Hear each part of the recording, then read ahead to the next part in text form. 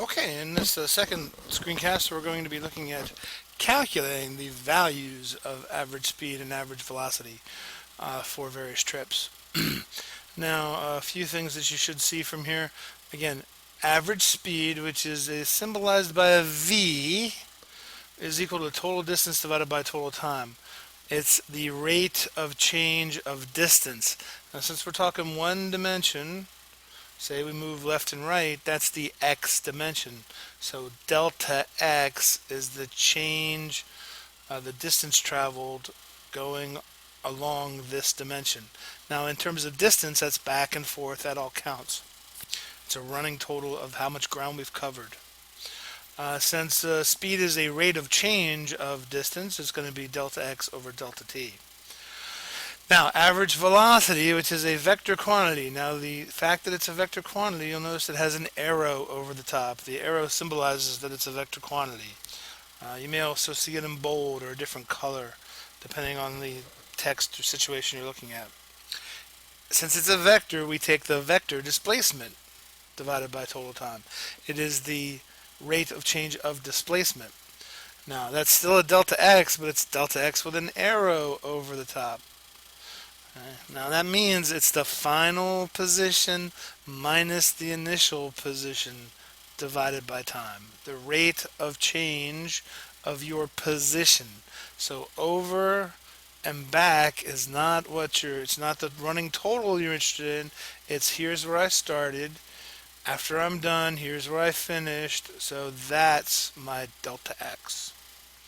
If I started over here and ended up over here, then my delta x would be to the left. Might be negative if we're talking about it as a number value. Okay, so an example. Leaving your house, you run from your house to a friend's house 3 miles away in 30 minutes. You immediately walk home, taking 1 hour for your return trip. Now, if you're calculating the average speed, we want to use delta x, the total distance traveled over the total time. Now we went out 3 miles, we came back 3 miles. So that's 3 plus 3 or 6 miles.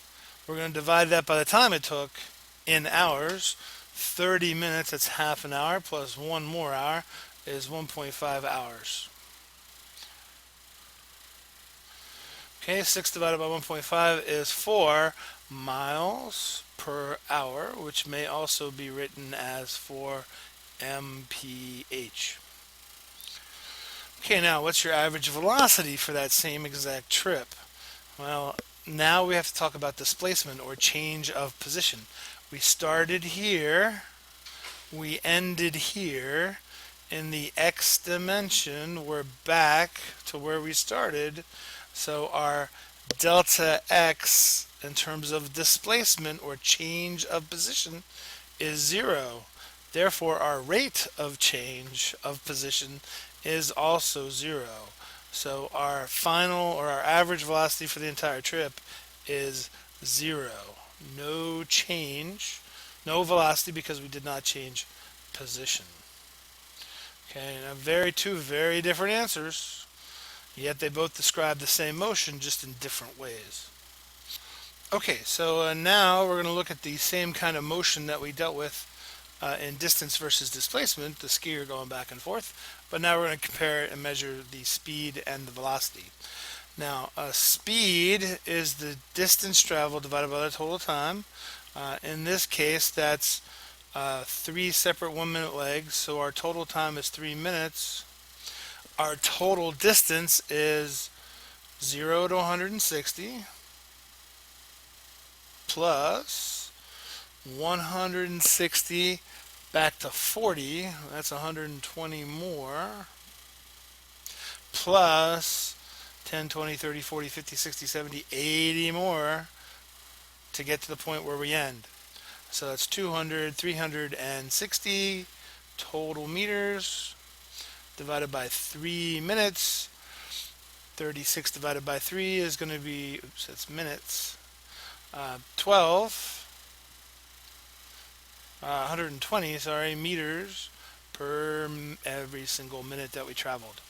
Now again, that's an average. Certainly in the first minute we covered more distance, and in the other minutes we may have covered less, but on average we covered 120 meters per minute. Notice that all the distances add together. There's no subtraction there. There's, the direction has no effect as long as it's along the x-axis. Distance is just a running total of how far you've gone.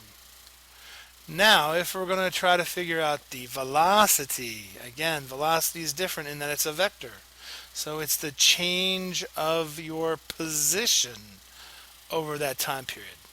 Now, the time period doesn't change. We're still talking about a total of 3 minutes. But the change of position, here's where we started at 0. Here's where we finished at point D. It's a straight line across from where we started to where we finished. So that's 120 meters, and it's also to the right or to the east in this case.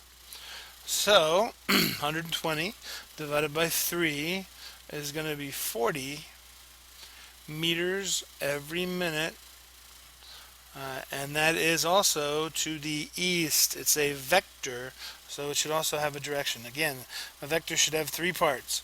The number, meaning the magnitude, in this case 40, the unit that we measured it against, in this case meters per minute, and then a direction, in this case to the east. We ended up to the east of where we started. Okay, so again, hopefully you can see 2 very different answers based on speed versus velocity. They are related, but they are not the same thing.